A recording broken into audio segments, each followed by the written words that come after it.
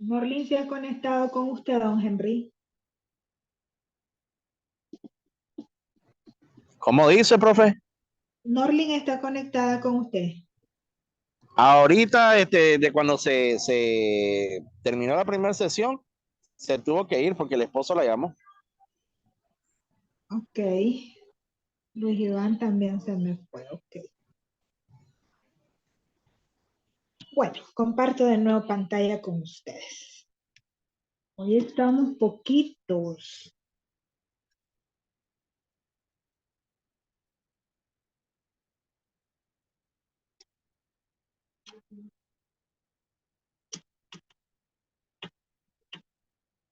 Ok.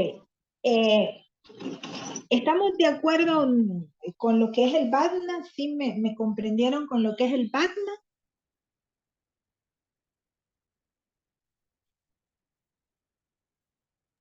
Sí, profe.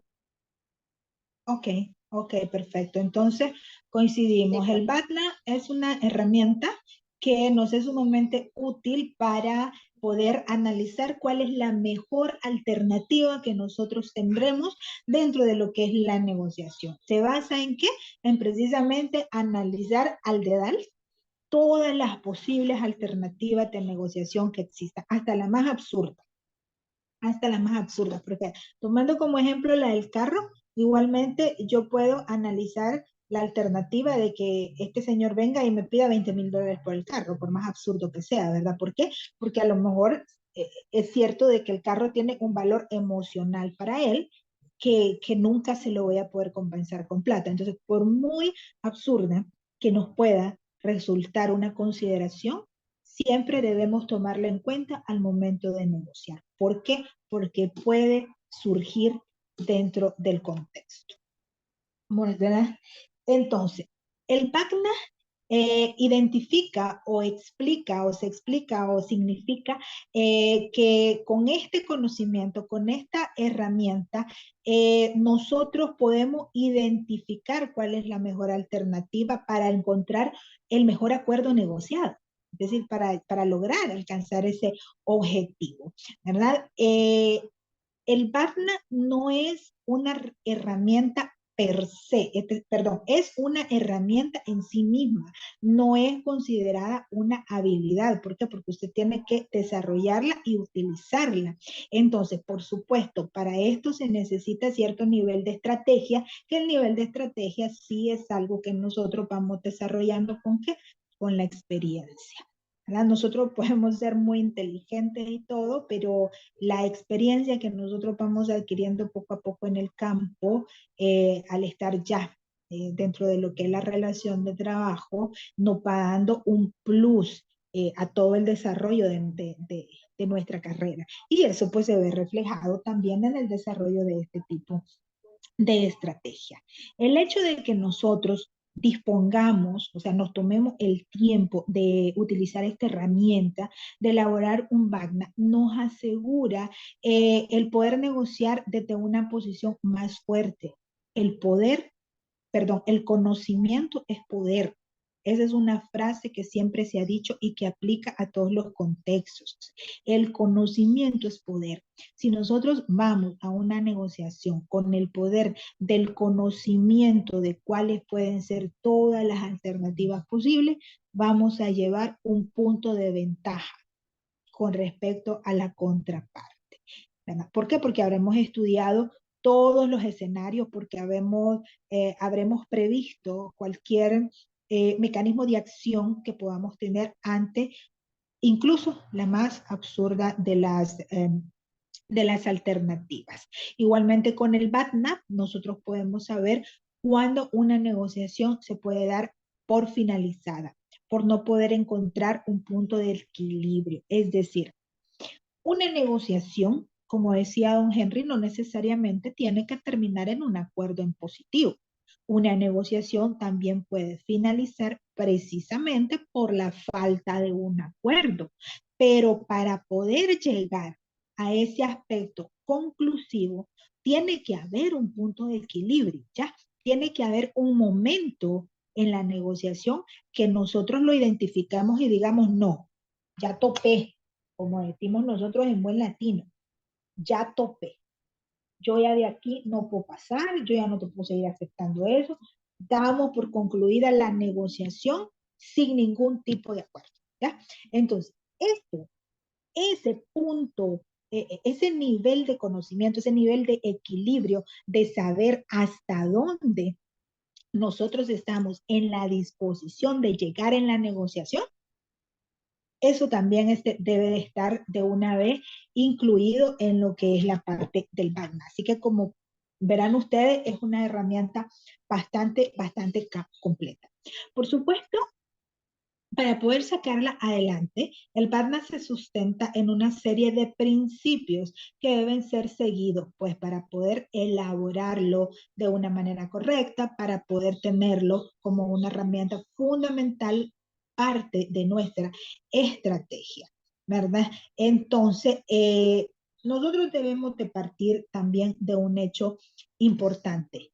Eh, no podemos enfrentar una negociación. La otra semana vamos a empezar nosotros a analizar lo que es el famoso método Harvard de negociación o el método Harvard para una negociación efectiva, que ya es una herramienta un poco más concreta para ir a lo que es la negociación, pasando previamente por todo lo que estamos viendo ahora. Ok, nosotros tenemos que dejar de ver la negociación desde el aspecto adversarial. Hay diferentes formas de abordarla y de eso juegan muchos factores de por medio. El aspecto humano es un factor fundamental porque aunque la negociación que nosotros vayamos a realizar no sea de un aspecto personal, es decir, no sea de un aspecto que nos atañe o nos involucra de manera directa, nosotros no podemos meter en un maletín nuestra personalidad. Nosotros no podemos meter en un folder aquellos principios que rigen diariamente nuestra conducta.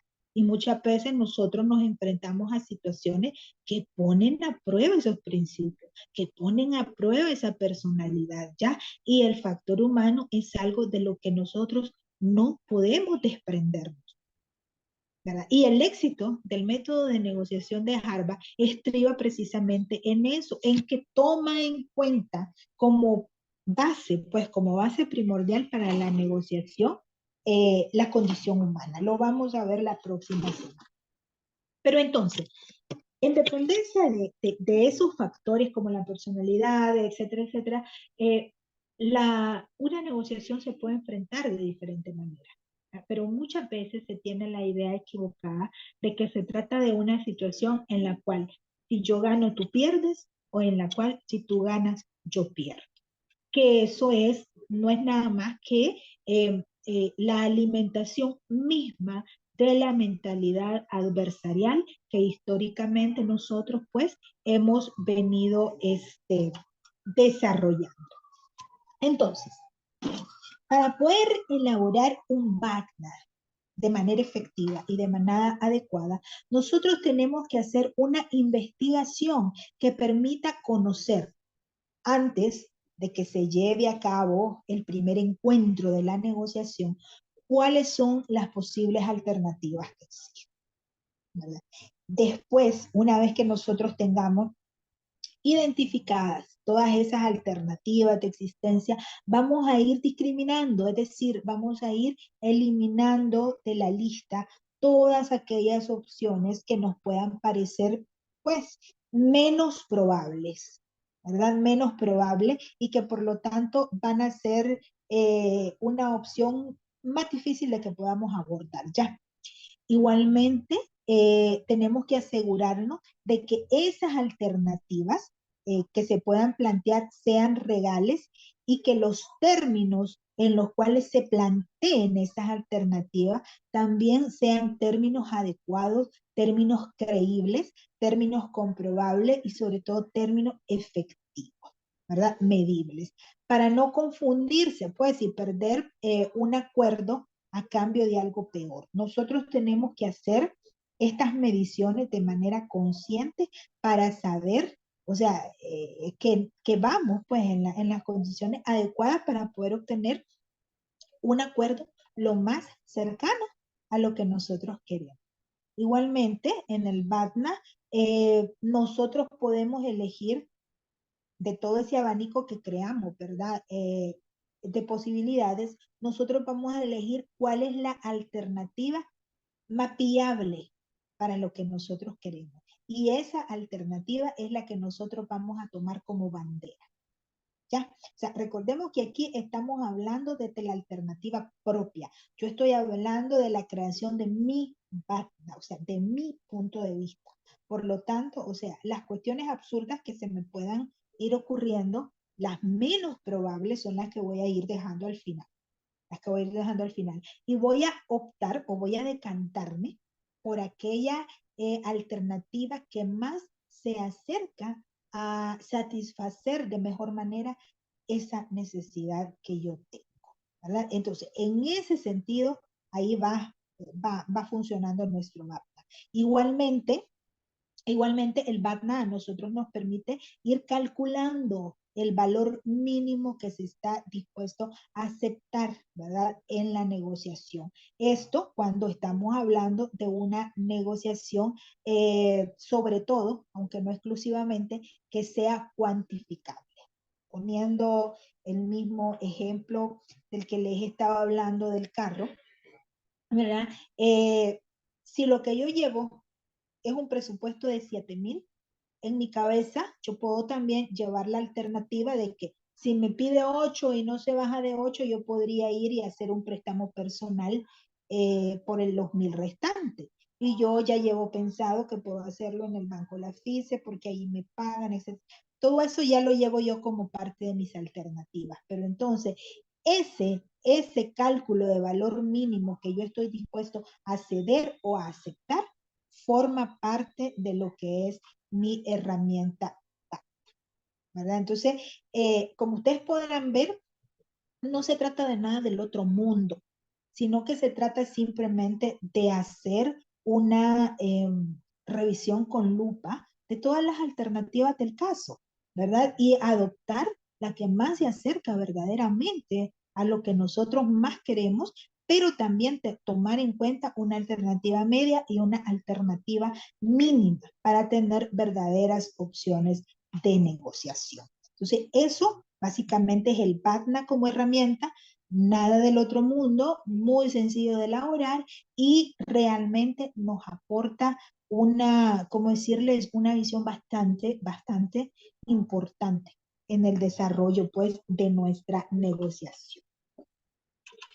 En la teoría de la negociación, ¿verdad? Existen diferentes enfoques de cómo abordarla, diferentes enfoques de lo que es, de cómo lograrla, de lo que buscamos. ¿Ah? La teoría de la negociación dice que la negociación puede ser de naturaleza perceptiva, descriptiva o normativa, ¿verdad? A raíz de estas cuestiones resultan diversas características, que es lo que han venido creando los doctrinarios en los diferentes métodos efectivos de negociación que se han venido desarrollando. Entre ellos el método Harvard, que es el que nosotros vamos a estudiar.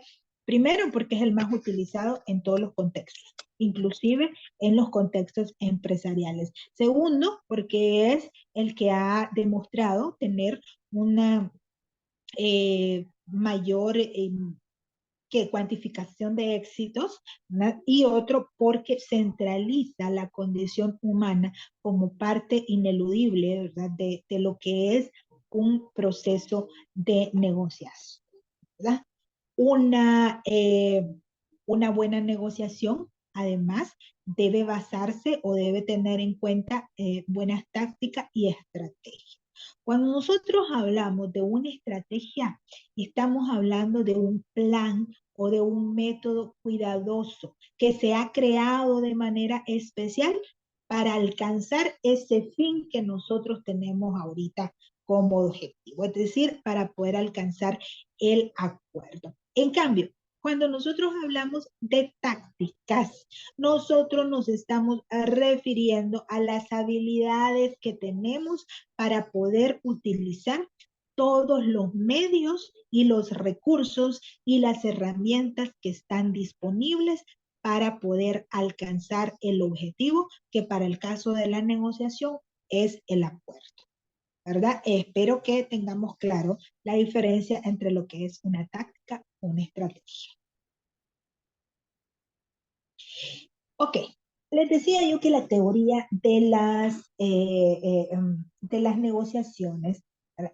Tiene diferentes enfoques de cómo abordar una negociación o de cómo se lleve a cabo una negociación. Uno de ellos es el enfoque distributivo.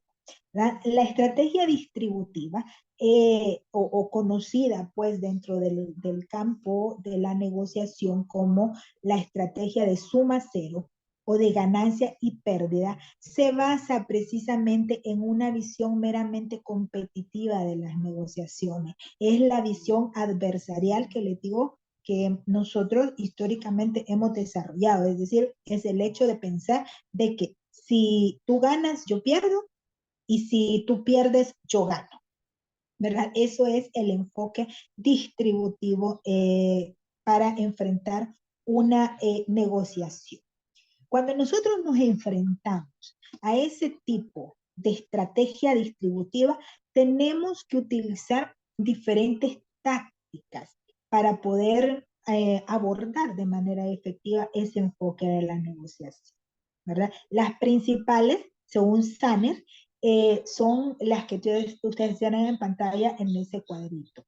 La coacción, perdón, que no es más que el uso de la fuerza o de la amenaza del uso de la fuerza para pelear contra las concesiones de un oponente. Recordémonos algo y volvamos a lo que es la condición humana, esa necesidad que nosotros tenemos de pelear, de adversar, ¿verdad? Entonces, si nosotros vamos y nos encontramos con una negociación de este tipo, ¿verdad? Nosotros, ¿cómo lo identificamos? Porque tenemos enfrente a una persona que está en condición de pleito, ¿no? No en una condición suave. Entonces, una de las tácticas para poder neutralizar esta condición es la coacción, el responder, el responder con la fuerza, ¿verdad? Es decir, si de repente alguien se me levanta y me quiere pegar, ¿qué hago? ¿Verdad? O sea, le hago en primer lugar una advertencia. O sea, te moves y te atenés. O sea, ¿qué me entienden con eso? O sea, ¿me están entendiendo? Va a reaccionar. Entonces, la coacción. Lo otro es enfrentarnos a través de una apertura fuerte. Es decir, empezar el proceso de la negociación con una posición que sea realmente mucho más alta de la que usted calcula para lograr términos realistas. Un ejemplo clásico es la compraventa del vehículo, de lo que hemos venido hablando. Si yo quiero que por el vehículo a mí me den finalmente $8,000, entonces yo me voy a ir arriba en la negociación y yo le voy a decir, ¿verdad? Que para mí, bueno, todo lo que yo quiera decirles, casi que les digo que el carro me habla y me despierta en la mañana y me manda a tomar café. Y le digo que quiero $10,000. O sea, una cuestión, $2,000 más arriba de lo que yo realmente estoy en la disposición de recibir. Esa es una negociación fuerte, ¿verdad? Un abordaje fuerte, porque yo entro con una cuestión mucho más alta de lo que verdaderamente estoy en la disposición de ceder, ¿verdad? Entro $2,000 arriba para que la contraparte se me baje a una posición que sea beneficiosa para mí. Otra tercera forma, ¿verdad? Un poquito más qué decirlo, más ecuánime de poder abordar como táctica. La negociación distributiva es lo que se conoce como la táctica del salami, que esa táctica básicamente se trata de prolongar una negociación, es decir, llevarla de una forma muy lenta, cediendo con cosas pequeñitas que de previo ya teníamos nosotros claro de que estábamos en la disposición de ceder, ¿verdad? Y estas cosas pequeñas en las que vamos cediendo, además hacerlo en un momento donde ya la negociación está estancada, digamos, y entonces le damos el dulce, como decía la abuela, le damos el dulce para que la negociación no se estanque, pero en realidad la táctica que nosotros estamos utilizando es precisamente retrasarla, retrasarla. A lo mejor ni siquiera queremos alcanzar verdaderamente un acuerdo. El simple hecho de retrasar la negociación nos está permitiendo, tal vez por otro lado, alcanzar otro tipo de objetivos de los cuales está distrayendo a la contraparte esta negociación de acá. No sé si, no sé si me explico con eso, ¿verdad? La táctica del salami. O no sé si me explico con las tres tácticas que son la forma de poder enfrentar las negociaciones de tipo distributiva. Sí, profe, sí se explica. ¿Estamos bien? Ok. Bueno, otra herramienta muy importante que nosotros podemos utilizar, y de hecho es responsable el poder utilizarla dentro del contexto de una negociación, es lo que se conoce como el punto de reserva, punto mínimo o sopa, ¿verdad? Entonces, tenemos que hacernos una pregunta importante. ¿Qué es lo que hace posible que lleguemos a una solución negociada?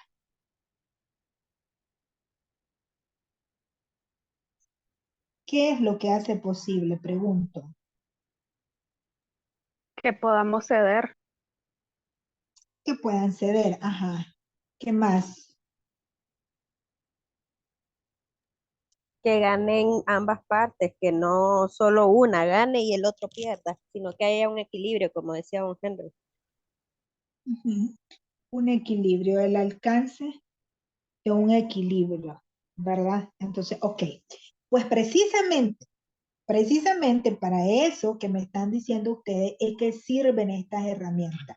Ok, en una negociación, usted de que va a una negociación sabe que tiene que ceder en algo, porque si no, no es negociación, sino usted va a exigir, ¿ya? Pero desde el momento que usted acepta voluntariamente ir a una negociación, usted está plenamente consciente que está en la disposición de ceder algo. Pero entonces, ¿qué es lo que yo estoy dispuesta a ceder en esta negociación? ¿Verdad? Ese es el punto y para eso nos sirven estas herramientas. En la negociación, cada una de las partes involucradas tiene lo que se llama punto de reserva. El punto de reserva es el punto mínimo que estoy en la disposición de aceptar, ¿verdad? El punto mínimo. Ah, en el ejemplo que poníamos del carro, ¿verdad? Me voy arriba y pido 10 para que logremos bajar, ¿verdad? Lo que yo quiero son 8. Sin embargo, si tengo la necesidad y ya quiero cambiar carro y esto y lo otro, en mis pensamientos, en mi sentir, yo siento que puedo estar en la disposición de dar el carro en 7,500. Pero ese es el punto mínimo, de ahí no me bajo. Entonces, el punto mínimo aceptable es lo que en una negociación se conoce como un punto de reserva. Y usted debe llevarlo claro al momento de ir a la negociación, porque ese punto mínimo es lo que le va a permitir a usted el saber, o sea, si la negociación ya llegó al punto muerto, donde no, no tiene sentido seguir con ella. ¿Verdad? Si la contraparte, por ejemplo, se le baja o se baja a lo que usted tenía pensado de lo que es el punto mínimo, ya para usted esa negociación llegó a un punto muerto. Por ejemplo, yo estaría en la disposición de dar el carro en 7,500, pero la contraparte que quiere negociar, que está negociando conmigo, me dice, no, yo lo que tengo son 7,000, haceme el volado, que mira, que no sé qué, que mira, que es para mis hijos, que mira, que los niños y toda la cuestión así. Pero no, ya baja de mi punto mínimo aceptable y entonces yo ahí ya puedo dar por terminada, ¿verdad? O sea, tengo la referencia para dar por terminada la negociación. Ok. Cuando los puntos de reserva se superponen, y acá tenemos un ejemplito en ese cuadro. Imaginemos que estamos negociando un acuerdo en el ámbito laboral sobre prestaciones dejadas a pagar. Dentro del pliego de peticiones, la contraparte pide todo lo que le quedamos a deber, pero aparte de eso, está pidiendo lo que se llama lucro cesante y además una indemnización por daños y perjuicios, ¿verdad? La cuantificación es esencial, es decir, lo que verdaderamente nosotros debemos es una cuantificación esencial.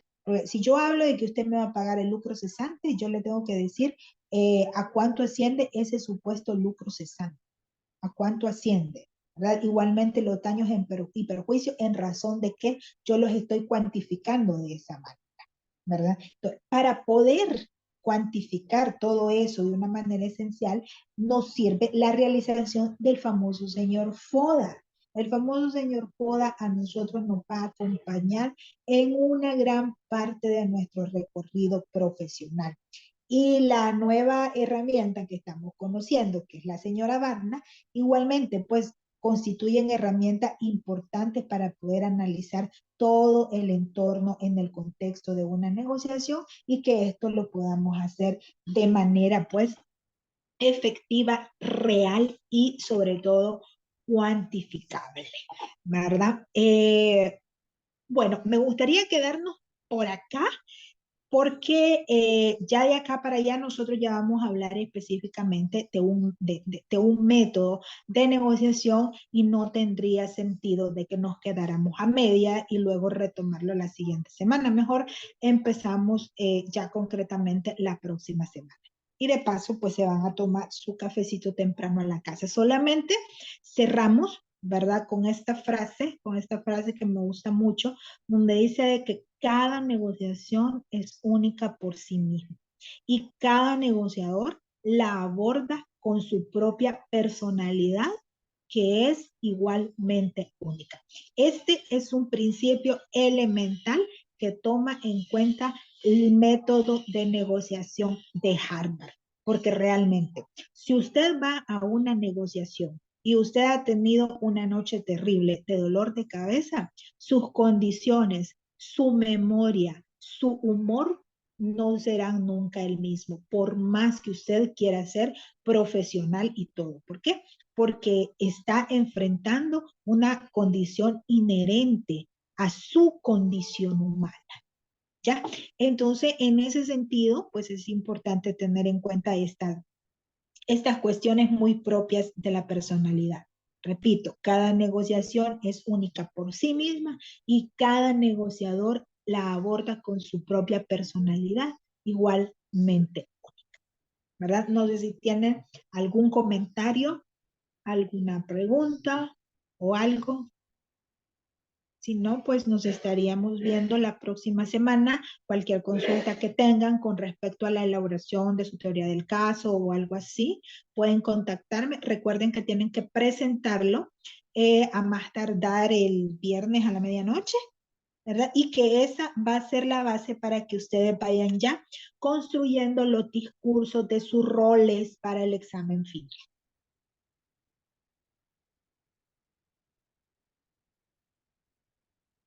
¿Preguntas, comentarios?